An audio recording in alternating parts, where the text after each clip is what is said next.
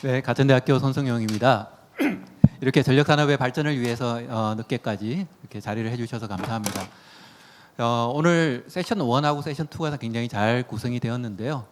세션 1에서 보시면은 이렇게 전통적인 전력산업을 어떻게 우리가 점진적으로 발전을 시켜 나갈 거냐, 이렇게 바뀌어가는 신재생이라든지 확산되고 있는 이런 자원들을 어떻게 수용할 거냐, 이제 이런 관점에서 전력산업의 발전을 바라봤다면은 세션 2에서 우리가 준비하고 있던 것들은 혁신적인 산업들이 새롭게 어떻게 전력산업을 발전시킬 것이냐, 이제 이런 관점에서 접근을 하고 있는 것 같습니다. 그래서 그런 관점에서 우리 이상학 PD께서 전반적인 에너지 신산업에 대해서 이야기를 해주셨고요. 박상민 전무님께서는 현재 현존하고 있는 에너지 신산업을 기반으로 해서 어떻게 사업을 하고 있는지, 그리고 이영호 대표님께서는 앞으로 이제 어떤 식으로 우리가 신산업을 해 나갈지, 이제 이런 식으로 이야기를 해주셨고요. 마지막으로 신소봉 대표님께서는 새로운 자원이 어떤 것이 있는지, 기존에 우리가 바라보고 있던 자원뿐 아니라 새로운 것들도 어떻게 우리가 우리의 산업으로 끌어넣을 수 있을 것인지, 이제 이런 관점에서 잘 이야기를 해주신 것 같습니다. 근데 이제 우리가 주의 깊게 봐야 될 부분들이 기존에 있던 전력 산업하고 이렇게 제시되고 있는 에너지 신산업 간에 어떻게 서로 호흡을 맞춰 나갈 것이냐. 사실 제일 큰 어려움이 에너지 신산업에 있어서는 보상을 어디선가 받아야 되는 부분인데, 지금 전력시장의 앞에서 세션 1에서 많은 이야기를 하셨지만은 전력시장 체계에서 가지고 있는 한계 때문에 보상을 할 수 없는 많은 제도적인 한계가 있습니다. 이제 그런 것들을 어떻게 우리가 신산업을 활성화하는 데 있어서 서로 그 갭을 맺고 나갈 것인지, 이제 이런 부분에 대해서도 굉장히 중요한 관점이 될 것 같습니다. 네, 그런 관점에서 우리 에너지경제연구원의 이우수 박사님하고 옴니시스템의 김지호 소장님이 패널 토의를 먼저 해주시고요. 그리고 발표자분 의견도 조금 더 듣고 플로우에 코멘트와 질문을 받는 것으로 진행을 해 나가도록 하겠습니다. 먼저 우리 이우수 박사님 부탁드리겠습니다. 예, 안녕하십니까. 저 에너지경제연구원의 이우수라고 합니다. 오늘 지금 첫 세션 얘기부터 해서 지금 두 번째 세션을 하고 있는데요. 어쨌든 처음 부분에서 제가 상당히 좀 들어보면서 이제는 좀 뭔가 바뀌겠구나 하는 기대감을 상당히 많이 갖게 됐습니다. 근데 이제 조금 아쉬웠던 건 뭐냐면 주로 이제 전력 도매 시장에 굉장히 한정해서 얘기가 오갔다는 거죠. 그러니까 전반적으로 우리가 시장을 얘기하면 이제 소매 시장 쪽에서도 굉장히 관심을 많이 가져야 되고요. 그리고 이제 서로 어떤 연계 상황 하에서 전체적으로 어떤 구조를 어떻게 가져가야 될 것인가에 대해서 얘기가 좀 더 있었으면 하는 바람이었습니다만은, 어쨌든 그래도 굉장히 좀 이렇게 앞으로는 뭔가 바뀌겠구나 하는 기대를 많이 갖게 했습니다. 그리고 이제 두 번째 세션에서 지금 네 분이 발표를 해주셨는데요. 사실 이제 여러 이제 기업에서 뭐 하시는 여러 가지 사업 모델이라든지, 그리고 이제 하면서 이제 나타나는 여러 가지 문제, 뭐 이런 부분들을 짚어주셨는데, 결국은 이게 에너지 신산업이라고 지금 우리가 명명해서 얘기를 하고 있지만, 결국은 이게 에너지의 그 운영 시스템, 그리고 이제 시장 구조 이런 거와 굉장히 밀접한 관련이 있습니다. 근본적으로 한번 질문을 해보죠. 그러니까 우리가 신산업이라는 게 과연 정말 무언가라고 이제 질문을 던졌을 때, 사실 이 신산업이라는 정의가 그 전 정부부터 시작이 됐습니다. 그 CO2를 이제 획기적으로 좀 줄일 수 있는 뭐 공급 측면이나 수요 측면에서 기여할 수 있는 여러 가지 뭐 사업, 뭐 이런 것들을 정의를 하면서 이제 신산업이라고 이름이 붙여졌는데요. 근데 이제 이게 이제 특성을 가만히 보면은 이 신산업이라는 게 전력 산업, 뭐 에너지 산업 이런 쪽에 이제 국한된 게 아니고, 사실은 여러 가지 다양한 어떤 기술을 활용해서 산업 부문을 넘나드는, 그러니까 결국 말하자면은 좀 융복합적인 성격을 가지고 있습니다. 그래서 이게 이제 제대로 좀 되려고 하면 뭐 에너지 부분도 마찬가지겠지만 그 칸막이를 쳐놓고 있는 우리나라의 산업의 특성상 저는 뭐 굉장히 이게 신산업이 활성화되기가 쉽지 않을 거라는 생각을 많이 했습니다.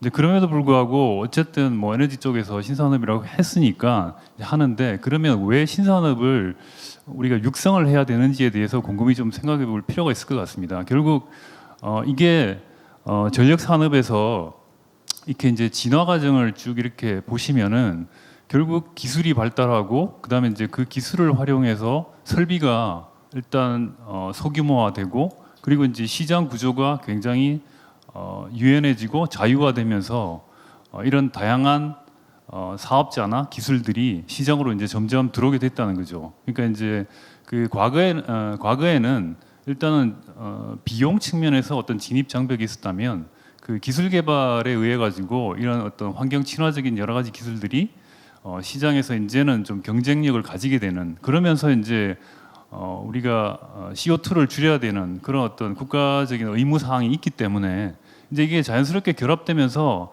사실 어떻게 보면 그 전력 산업 진화 과정 속에서 자연스럽게 탄생되는 사업일 수도 있습니다. 그런데 이게 주목을 받게 되는 그거는 결국은 이제 CO2 줄이는 데 있어서 우리가 경제도 같이 활성화를 해보자라는 거죠. 결국 그러니까 이게 CO2를 줄이면서도 부가가치를 좀 더 창출할 수 있는 그런 쪽으로 이제 만들어 보자는 의미에서 아마도 이게 이걸 육성을 시키면서 이제 우리의 먹거리, 미래 먹거리 이제 이런 것들을 찾을 수 있다는 의미에서 아마 굉장히 좀 앞으로는 좀 신산업 쪽에 관심을 더 기울여야 되지 않을까 하는 생각입니다. 그런데 이제 가장 중요한 거는 과연 그러면 우리가 이제 다양한 모델들이 있고요. 시장에서 여러 가지 뭐 서비스를 제공할 수 있다라고 얘기를 하는데, 그러면 이제 그런 서비스를 제공을 했을 때 상호간에 거래를 할 수 있는 유인이 있는가, 내지는 또 거래를 통해서 수익이 날 수 있는가, 이런 것들을 좀 곰곰이 따져봐야 되지 않을까라는 생각입니다. 근데 지금 상황에 이런 어떤 전력 시스템의 전력이 가지고 있는 운영 시스템이나 아니면 가격 시장 구조 이런 것들을 이렇게 좀 생각을 해보면 전혀 이제 그런 것들이 잘 나타나지 않는다는 거죠.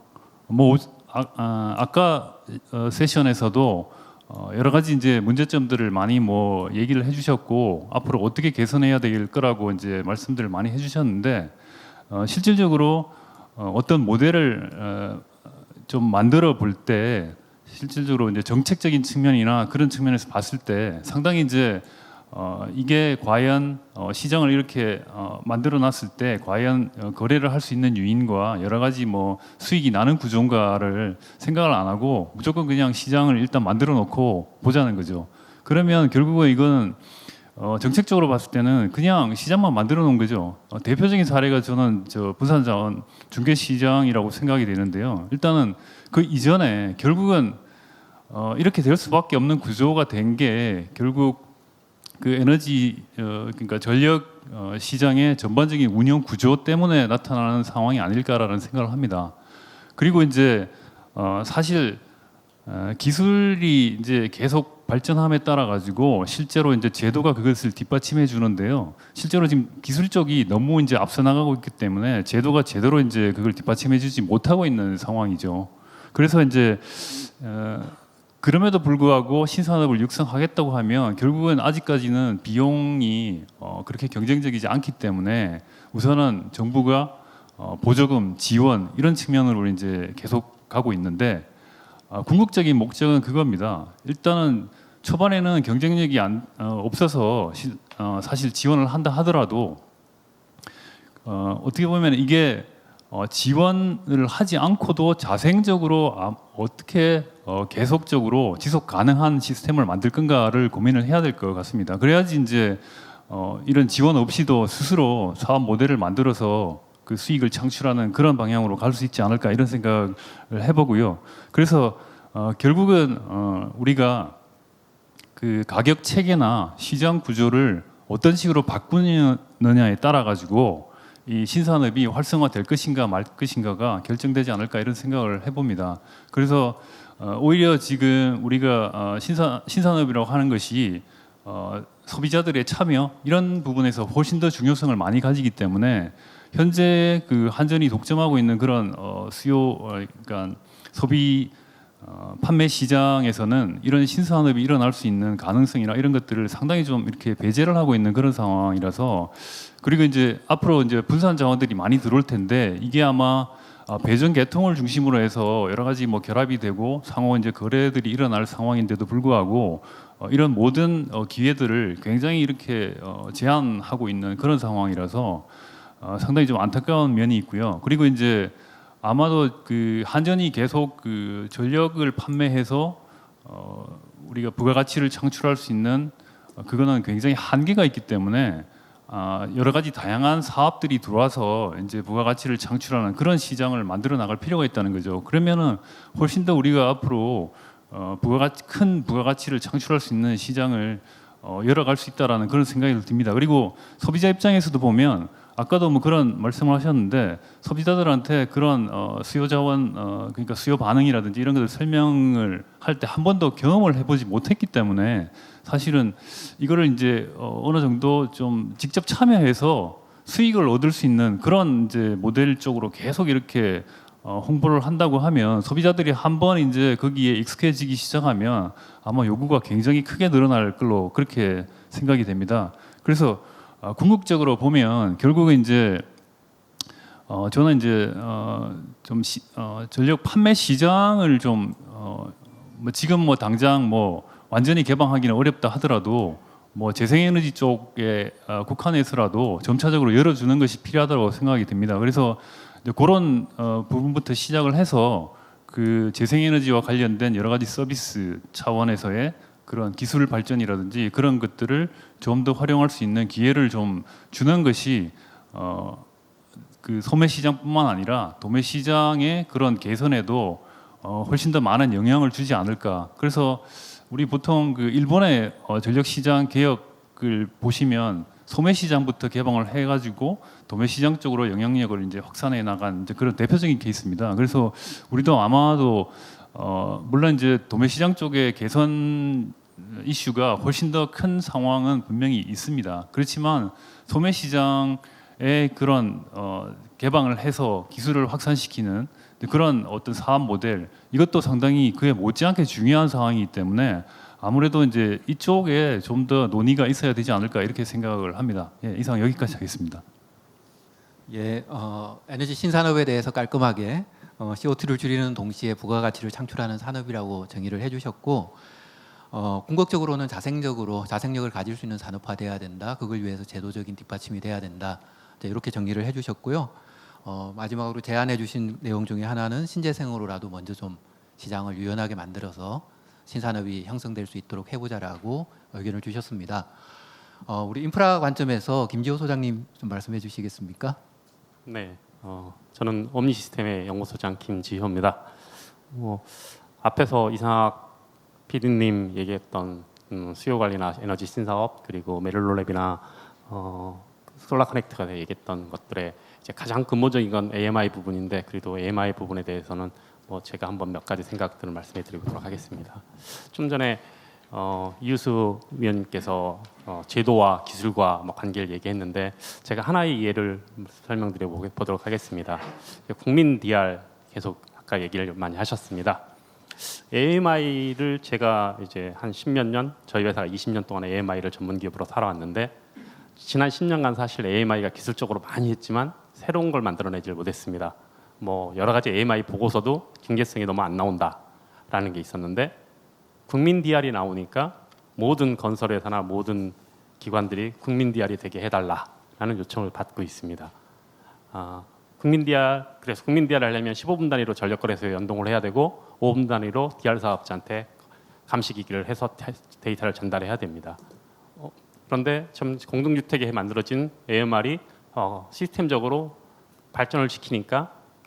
기술을 발전을 시키니까 바로 가능히 하더라고요. 그래서 지금 저희가 시범적으로 전력 양중개 사업자가 돼서 그 기술을 전도를 하고 있거든요. 그러면서 그린 뉴딜이 나왔는데 그린 뉴딜에서 전부 다 이 기술을 적용하는 걸 검토를 하고 있습니다. 그런데 좀 걱정이 하나가 있습니다. 해보니까 다 좋은데 이제 국민 DR에 대한 보상 체계가 좀 너무 작은 것 같다는 제 생각은 개인적으로 그렇습니다. 좀 이것을 조금만 플렉서블하게 좀 만들어 주시면 전 국민이 많이 참여하고 이게 국가 전체 전력 수급 계획에 보상할 수급 밸런스 잡는데 좀 더 많은 방침을 할 것 같습니다.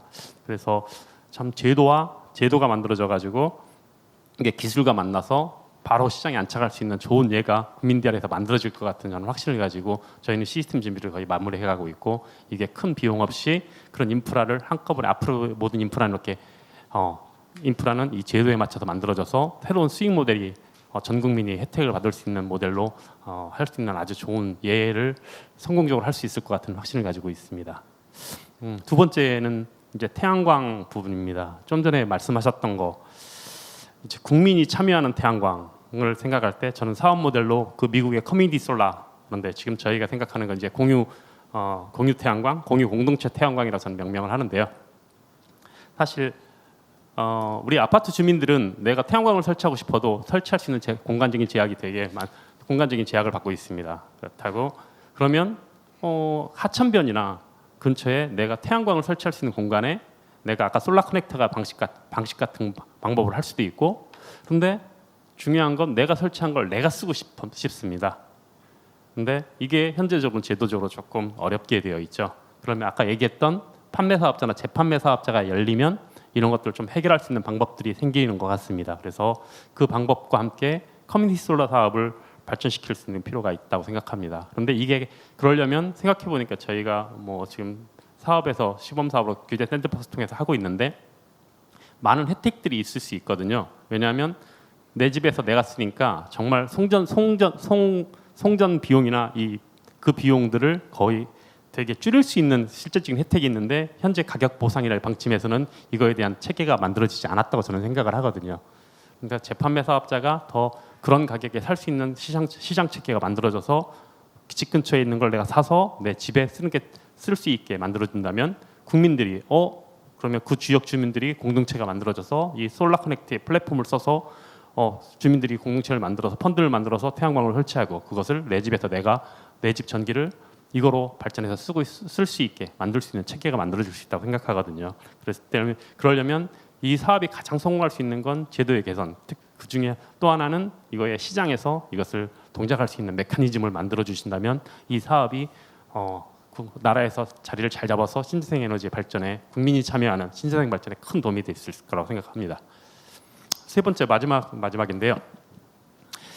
AMI가 누구는 1초 단위도 필요하다 얘기하는 회사도 있고 1분 단위도 있고 5분 단위도 있고 지금 15분 단위 있고 1시간 단위 있고 월에 한 번만 해도 과금을 위해서 월 한 번만 해도 됩니다. 그런데 그리고 아까 RMS 신재생 에너지를 우리가 예측을 하기 위해서는 실시간으로 데이터를 연동할 1초 단위 연동을 하거나 실시간으로 데이터를 연동할 필요가 있습니다. 이런 것들이 한꺼번에 만들어지면서 이거 성능에 따라서 공급해 줄 때 적절한 보상 AMI 구축에 대한 보상 체계가 만들어진다면 AMI가 비용 대비 투자 나라 전체적으로는 덜 투자를 하면서 모든 서비스를 한꺼번에 위지할 수 있는 그런 체계가 인프라 구축에 대한 체계가 만들어질 수 있다고 저는 생각을 합니다. 그러려면 제도와 어떤 인프라를 구축하는 게 함께 가면 이런 게 쉽게 만들어져서 나라 전체에 아까 얘기했던 실시간 발전량을 실시간으로 전체 모니터링해서 관리할 수 있는 이런 것들이 함께 쉽게 갈 수 있는 체계가 만들어질 수 있다는 구조가 만들어졌다고 생각을 하거든요. 그렇게 다 같이 고민을 해서 그런 식으로 가주신다면 기술적으로는 어느 정도 충분히 백업이 가능하다 이런 말씀드리고 싶습니다. 네, 이상입니다. 네. 초기 시장의 활성화를 위해서 다양한 지원책하고 제도적인 개선들에 대해서 고려를 해주십사 하는 의견이 있었습니다. 시간이 조금 여유가 있으니까 발표하신 분들 순서대로 조금 더 의견이나 코멘트를 주시면 좋을 것 같습니다. 이상학 PD님 먼저. 예, 제가 올 3월부터 이 PD 업무를 시작했는데요. PD 업무를 시작하면서 몇 가지 생각했던 것들이 있습니다. 에너지 신산업이 그간 정부에서 많은 추진을 해왔는데 왜 잘 성공하지 못했을까 생각을 했을 때 앞서 위원님들도 여러 지적을 해주셨지만 제 시각에서 바라봤을 때는 우선 첫 번째 지금 신산업 모델이라고 제시되어 있는 모델들이 대부분 에너지의 최종 소비자와 관련되어 있는 모델들이 많은데 최종 소비자의 편익이 그닥 크지 않았다는 게 첫 번째 제가 분석한 이유였고요. 두 번째는 신산업을 하기 위해서 갖춰야 할 기본 인프라에 대한 투자 비용이 기존의 신산업이라는 걸 고려치 않고 갖춰졌던 인프라이기 때문에 투자 비용이 어떤 특정 사업자가 특정 사업을 하기 위해서 투자해야 되는 비용이 너무 크다. 그래서 제가 앞으로 PD 업무를 수행해 나가면서 정부 R&D를 기획할 때 이 두 가지를 좀 해소를 해보려고 목표를 잡았습니다. 제가 3월에 시작했기 때문에 3년 동안 PD를 수행을 별 이상이 없으면 하게 될 텐데 연 단위로 이제 과제 정부 R&D 기획을 하기 때문에 3번 정도 3년 동안 3번 정도의 기획을 할 수 있는 기회가 있을 것 같습니다. 사실 많은 시간은 아니고 제 스스로는 짧은 시간이라고 생각하기 때문에 그 시간 동안에 반드시 변화를 만들어 놓고 싶은 것들은 있는데 우선 기본적으로 기반 인프라에 대해서 변화를 해야 되는 거는 개별 기업들이 할 수 있는 것이 아니기 때문에 기본적인 그 AMI라든지 AMI에서 나오는 데이터에 대한 어떤 활용성이라든지 이런 것들은 정부가 어느 정도 나서서 인프라를 갖추고 또 강제화할 부분은 강제화를 해서 그 최종 소비자들이 편익을 최대화할 수 있게끔 만들어야 되겠다는 게 기본 생각이 있고요. 미국 같은 경우에 그린 버튼을 오바마 정부 때 유틸리티 사업자에게 강제화한 이유도 미국도 어느 정도 그게 자율에 맡겨서는 그런 시스템이 갖추기는 좀 요원하다 이렇게 판단을 했기 때문에 강제화한 부분이 있을 거라고 저는 생각을 하고 있습니다. 그래서 이런 부분은 R&D 사업이긴 하지만 일정 부분 인프라에 대한 개선은 R&D에서 같이 하려고 하고 있고요. 이 부분은 어떤 서비스를 하던 공통 기반이라고 보시면 될 것 같고요. 서비스는 이제 말씀드린 대로 과연 그러면 소비자 편익은 어떤 부분에 있을 것인가 하는 것을 좀 따져보려고 하고 있습니다. 그래서 아까 말씀하셨던 뭐 스마트 조명도 있고 여러 가지 모델들이 있는데 기존의 에너지 관련된 뭐 EMS라든가 이런 서비스 모델들이 일단은 우선순위가 에너지의 관점에 맞춰 있고 에너지 절감이라든지 효율 개선에 맞춰 있다 보니까 사실 최종 소비자들은 에너지에 대한 관심이 그렇게 크지 않습니다. 아까 스마트 조명에서도 말씀을 하셨지만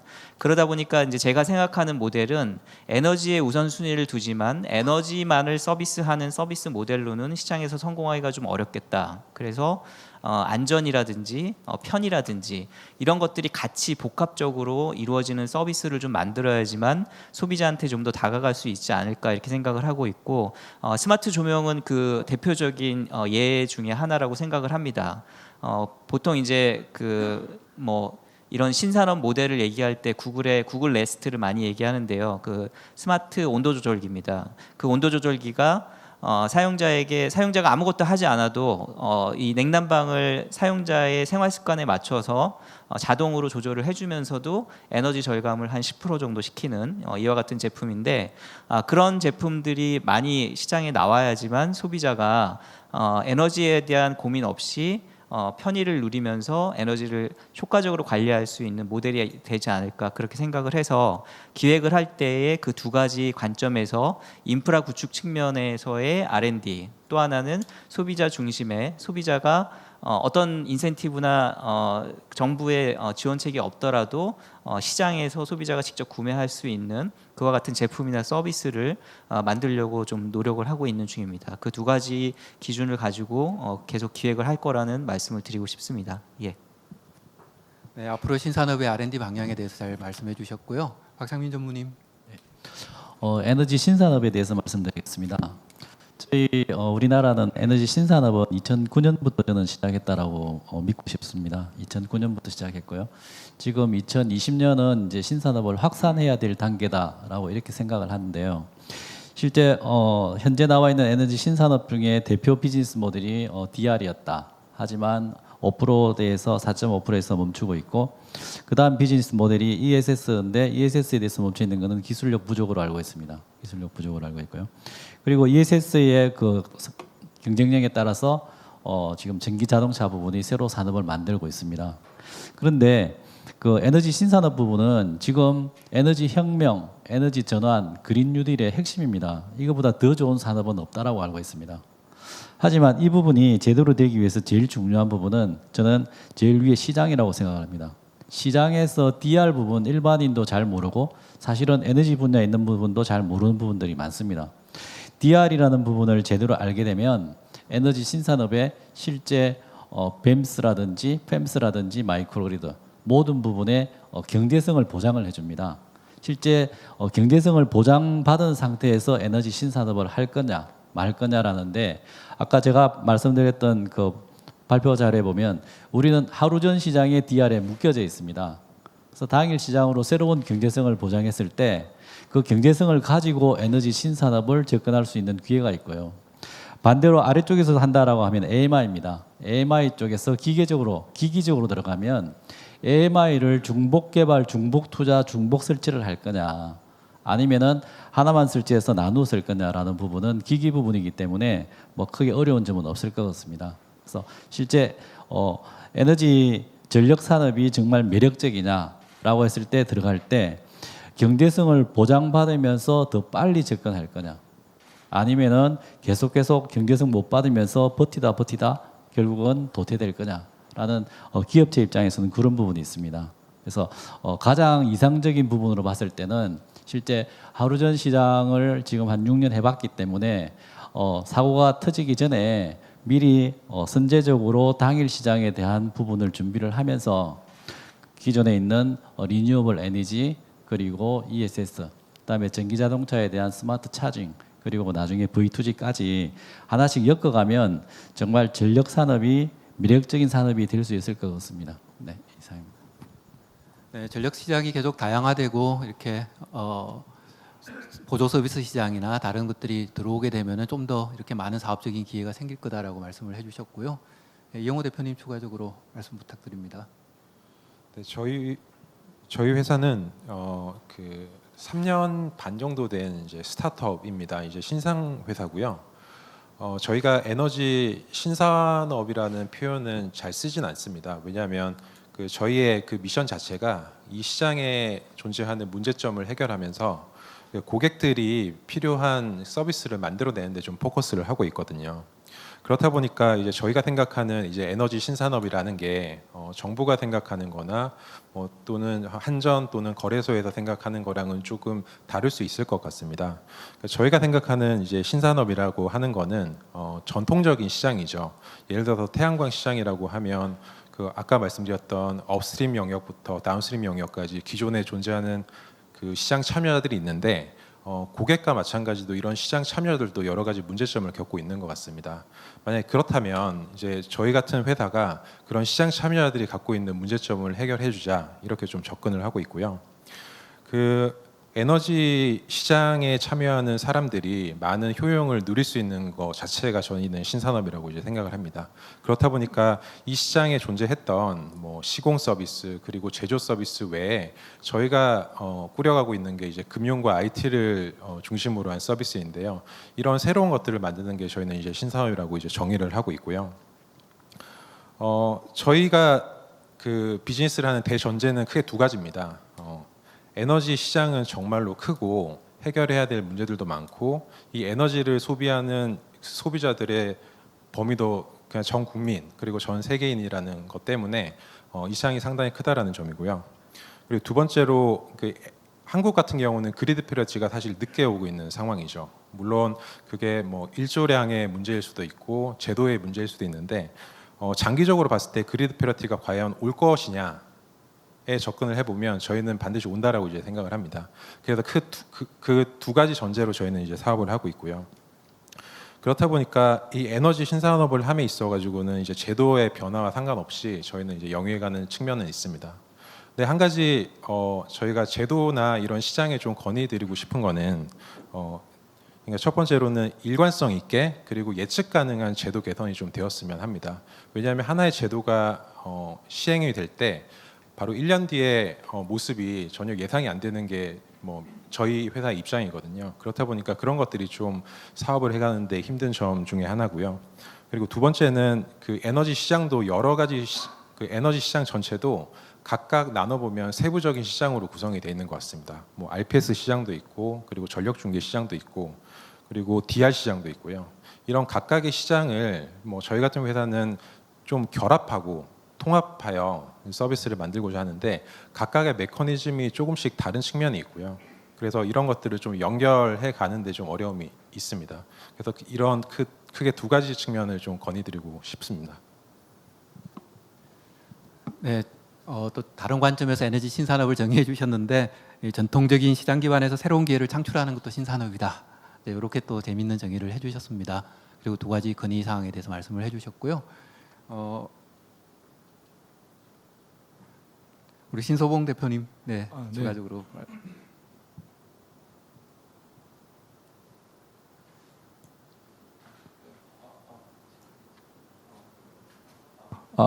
네.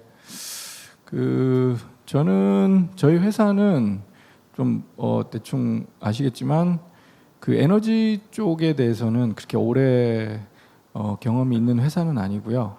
그러다 보니까 약간 다른 쪽으로 저는 오늘 이런 컨퍼런스를 통해서 느낀 점이 있습니다. 그러니까 좀 다른 이야기를 드리고 싶은 부분인데 제가 느끼는 부분은 이 에너지 산업의 가능성이 이제부터 보일 것 같긴 한데 상당히 오늘 컨퍼런스에서 말씀하신 내용들이 보면 20년간 뭐 진화를 못해서 미안하다라는 식으로 계속 이야기를 하시고 저는 약간 조급해 보이는 느낌을 받았습니다. 무슨 뜻이냐면 당장 뭔가를 변화를 시킬 게 다 주어졌는데 왜 우리는 못할까 이런 이야기를 계속 하시는 느낌을 받았어요. 근데 이제부터이기 때문에 그리고 저희는 이제 좀 스마트 조명을 확산하는 측면에서 계속 고민을 하는데 좀 더 냉정하게 말씀을 드리자면 예를 들어서 10,000개 가구, 10만 개 가구, 10만 가구에 만약에 국민 DR을 하면 제가 보기에는 그때부터는 좀 의미 있는 숫자가 나올 것 같습니다. 근데 한 5,000 가구를 했는데 생각보다 DR이 활성화가 안 됐어요. 그러면 거기에 대해서 실망하실 것 같아요. 그러실 필요가 없는데 어떻게 보면 이게 어떤 티핑 포인트가 있어야 되거든요. 절대 모수가 확 늘어나는 티핑 포인트가 있어야 되고 그때까지는 계속 사실은 이렇게 꾸준히 확산을 시켜야 될 시기입니다. 그리고 그게 이제 시작이거든요. 여러분 에너지 산업계에 있는 분들이 이 IT 산업계를 되게 좀 뭐랄까 환상 같은 거가 있으실 수도 있다 저는 봐요. 무슨 뜻이냐면 이 AI 스피커나 AI 기술이 막 엄청 확산이 돼서 활성화되는 것처럼 보이지만 실제로는 정말 그게 확산을 시켰지만 결국은 어떤 수준의 기술과 서비스가 되는 회사는 손을 꼽을 정도입니다. 지금 뭐 제가 특정 회사를 이야기를 할 수는 없지만 뭐 미국의 A사나 G사 정도가 좀 글로벌리 이렇게 하고 있고 국내에는 또 유명 IT 회사들이 좀 하고 있는데 그 회사들이 거기까지 가기 위해서는 많은 수의 설치와 선투자 그다음에 그걸 꾸준히 했기 때문에 그러고도 한 3, 4년 후에나 그게 도달이 한 거거든요. 근데 DR이라는 측면, 특히 이제 패스트 DR, 국민 DR, 그다음에 뭐 나중에 빌딩이나 이런 것까지 다 이렇게 모아서 제대로 뭔가 이 인프라를 갖춰서 기대하는 그 신산업 자체는 그 이후에 나오는 겁니다. 그래서 제가 좀 전에 그래프에서도 그 에너지의 양에 집착하지 마시고 X축에 있는 그 기술들이 발전과 그 확산이 되는 거를 계속 주시하셔야 된다. 그리고 그것이 되도록 계속 스마트 조명이나 혹은 잠재력 있는 또 다른 IoT 기기들을 딱 발견하셨을 때 그 DR의 잠재성을 계속 어필하셔서 그쪽 업계에서 DR을 준비하는 기술을 받아들이도록 계속 푸시를 해주셔야 그게 그러니까 소비자들을 DR을 미끼로 이렇게 확산시키시려고 하시면 안 돼요. 사실은 소비자는 관심이 없다니까요. 저희 조명도 DR로는 거의 생각을 안 하고 있습니다. 근데 언젠가는 그 DR이 엄청난 가치를 가지겠죠. 그렇기 때문에 저희 조명을 그냥 소비자들은 일반 LED 조명 대신 설치하도록 저희는 유도하는 거거든요. 그냥 유사한 가격 약간 그래서 소비자는 스마트 기능이 있으니까 더 좋겠지 하고 설치를 하는 걸 뿐이에요. 여기에 DR이 있으니까 설치하세요는 말이 안 됩니다. 그렇기 때문에 너무 조급하게 생각하시면 안 되고 좀 전에 이용호 대표님도 말씀하셨는데 일관성 있게 그냥 한 10년 보시고 그냥 이 인프라를 곳곳에 다 설치한다 생각하시고 쭉 밀고 나가셔야지 이제부터 이제 어떤 산업과 ICT의 그 결합과 혁신은 이제부터 시작이다 이렇게 생각하시는 게 저는 오히려 맞다라고 생각하고 있습니다. 그 말씀을 꼭 드리고 싶습니다.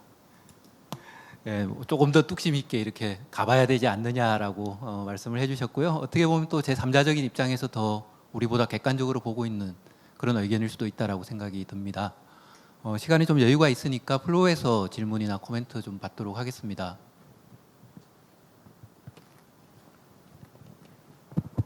아, 예.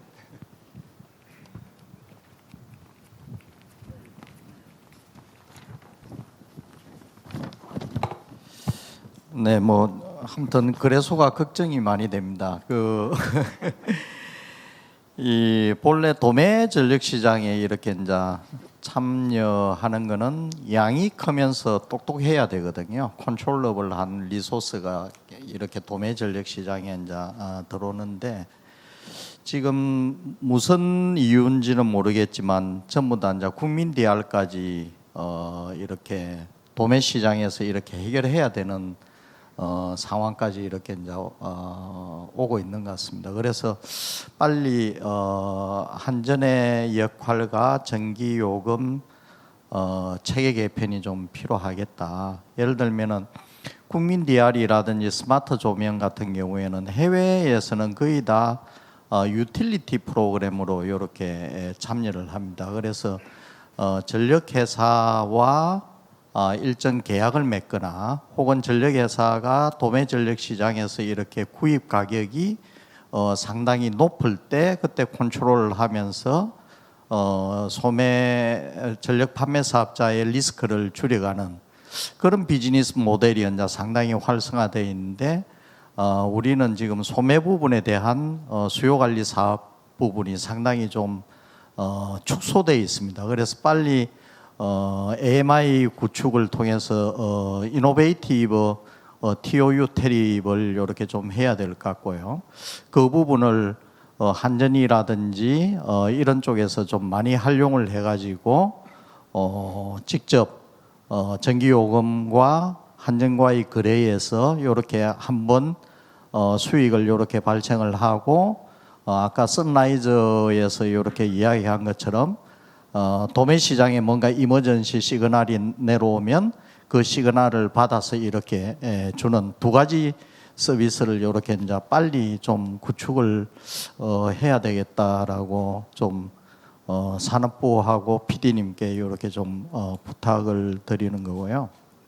그래서 지금 당장 급하다고 해가지고 모든 걸 도매 시장으로 이렇게 이제 밀어 붙이는 거는 나중에 또 다시 소매로 이렇게 이제 돌아가야 되는 부분에서 상당히 오버 인베스트먼트가 될 개연성이 있습니다. 제가 봤을 때는 도매는 상당히 정교하고 과감하고 막대한 투자가 이렇게 이루어지는 부분이고 소매는 약간 덜 이렇게 정교하지만 그래도 효과가 있는 부분에 대한 투자가 이루어져야 되거든요. 그래서 그런 부분에 대해서 좀 이런 빨리 좀 이렇게 머리 가르마를 타는 그런 부분이 좀 필요하겠다라는 형태가 됐고요. 너무 도매 시장에 이렇게 푸시를 하면 발전 부분이 신재생이 5만 노드, 뭐 10만 노드 이렇게 되고요. AMI가 수천만 노드 아닙니까? 그 AMI 밑에 있는 스마트 조명 같은 경우는 수억 노드가 될 건데 그걸 센트럴 컨트롤 하기에는 상당히 좀 한계가 있을 수가 있다. 그래서 산업부하고 요 PD님한테 부탁드리는 거는 빨리 소매 부분에 대해서도 이제 저런 산업계의 요구를 빨리 좀 받아주고 거기에 대한 로드맵도 좀 개발할 필요가 있겠다라고 생각합니다. 그냥 간단한 코멘트.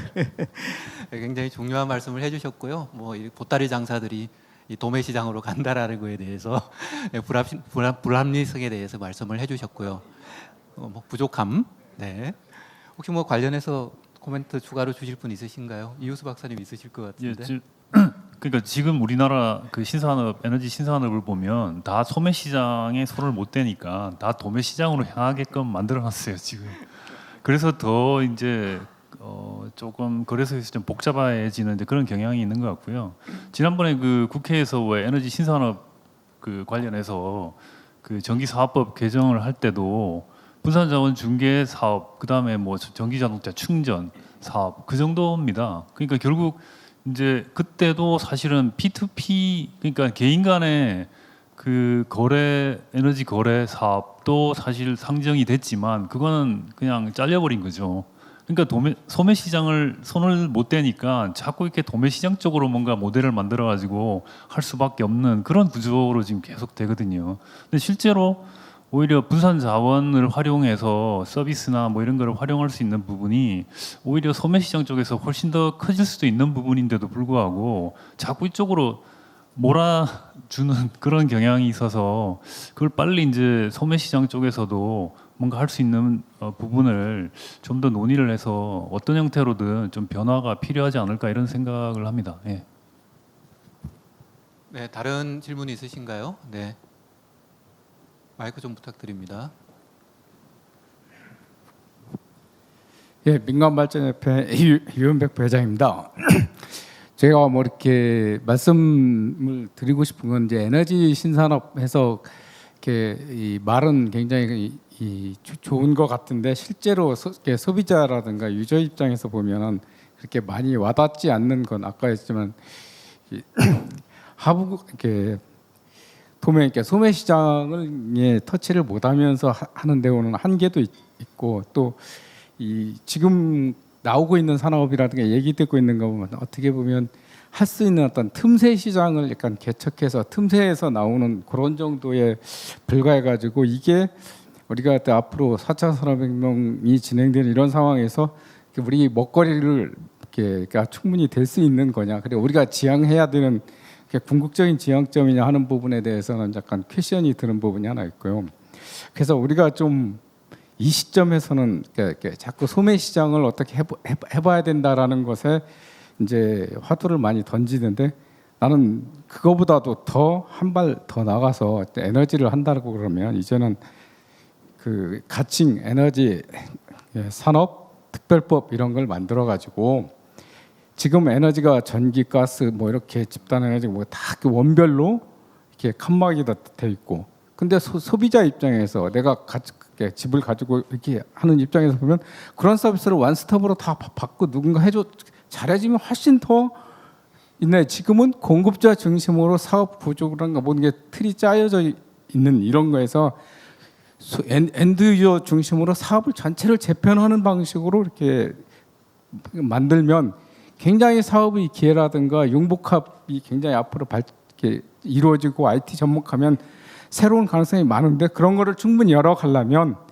이걸 칸막이를 제거하고 제거하는 어떤 특별법을 만드는 게 이게 큰 에너지 쪽에서 보면 큰 판을 열어가는 그 길일 거라고 생각해요. 우리가 산업부가 80년대 중반인가에 그 전까지는 조선산업발전법, 뭐 자동차산업발전법에서 공업별로 발전법을 다 가지고 있었어요. 그리고 그게 그 법에 따라서 하나 국이나 과를 다 같이 가지고 있다가 80년대 중반쯤에 그걸 다 이렇게 합쳐가지고 공업발전법, 그래서 지금 산업발전법이라고 하는 걸 통합을 하면서 이 산업 간의 그런 것 지원 시스템이나 모든 게 다 통일도 되고 그 산업 전체가 우리가 많이 점프할 수 있는 그런 걸 만들었던 것 같아요. 그 에너지도 이제 원간의 그 경계에 이제 집착해서 먹고 살려고 하는 그런 거를 버려야 될 때가 됐고, 그래서 이런 우리가 거대 담론으로 간다면 에너지 산업 특별법을 만들어서 우리 경계를 허물고 새로운 판을 이렇게 소비자 중심으로 유저 중심으로 사업 구조를 재편하는 어떤 그런 그 화두를 우리가 한번 담아봤으면 좋겠다는 생각이 듭니다. 네, 굉장히 큰 화두를 던져주셨고요. 개인적으로 볼 때도 제일 큰 애로사항 중에 하나가 에너지 산업에서 각자 칸막이가 너무 좁다 보니까 사업자가 할 수 있는 룸이 없어요. 그래서 열하고 전기가 섞여 있어야 뭐 이쪽 대신 저쪽 이렇게 선택권이 있는데 그런 제안해 주신 부분에 대해서 충분히 공감을 하고요. 여기 계신 산업부에도 똑같이 그대로 제안을 드리는 걸로 가름을 하겠습니다. 혹시 다른 질문 있으실까요? 예, 시간이 조금 여유가 있기는 한데 혹시 뭐 우리 추가 예. 조금 전 질문 주신 부분에 대해서 조금 저의 생각을 말씀드리겠습니다. 실제 현재 국내 상황을 보시게 되면 제주도에서 어떤 지금까지 그 스마트 그리드 실증 단지, 그다음에 카본 프리 아일랜드라든지 전기 자동차 보급이라든지 실제 그 전력 수요에 비해서 공급이 엄청 많이 되어 있는 상황입니다. 그래서 실제 저희가 도매를 많이 고민을 하고 있고 이러지만 실제 현 실생활에서 벌어지고 있는 모든 상황들이 제주도에서는 다 일어나고 있는 것 같습니다. 그래서 제주 특별 에너지 특별법이라는 법도 정말 이제 중요한데 사실은 새로운 신산업이라고 하면 규제나 정책이 제일 위에 있고 그 다음에 이제 비즈니스 모델이 있고 그 다음에 밑에 이제 기술들이 있고 이제 이렇게 들어가는데요. 지금 대부분의 그 산업부나 애기평의 PD님도 나와 있지만 무조건 모든 부분들이 R&D가 기술 개발 위주로만 진행되고 있는 것 같습니다. 근데 실제 지금 에너지 신산업에 대해서 분산 전원이라든지 그다음에 전기 자동차라든지 뭐 이런 새로운 어떤 산업들이 많이 만들어지는데 이제는 에너지 특별법도 중요하지만 제대로 돌아가는 운용되고 있는 사실 VPP가 제대로 되려고 하면 경제성이 나오는 마이크로그리드가 돌아가야만이 전기를 사고 팔고 할 수 있는 그 프레임이 만들어지거든요. 그래서 조금 어떤 법보다는 좀 더 실행적으로 봤을 때 실증 가능한 정말 제대로 된 모델을 선제적으로 준비를 하자. 사실 그 단계가 왔지 않냐라는 생각이 좀 듭니다. 네, 추가적인 질문이 없으시면 정리를 하도록 하겠습니다. 그래서 오늘 이제 두 가지 세션을 했지만 결국은 어떻게 우리가 이 전력 산업을 매력적인 산업으로 만들 것인가 이게 가장 큰 화두가 될 것 같고요. 이제 그걸 위해서 우리가 국가적인 인프라를 어떻게 효과적으로 구축할 것이냐, 그리고 이제 융합이란 키워드를 어떻게 수용을 할 것이냐. 너무 전력만 바라보지 말고 다른 산업과의 융합도 굉장히 중요할 것이다. 그리고 이런 것들을 지원할 수 있는 제도적인 뒷받침, 초기 시장을 형성할 수 있는 지원 제도, 이런 것들이 다 모였을 때 이렇게 우리 전력 산업이 계속해서 발전해 나갈 수 있지 않을까 생각합니다. 그래서 이렇게 참여해 주신 분들께 감사드리면서 마치도록 하겠습니다. 감사합니다.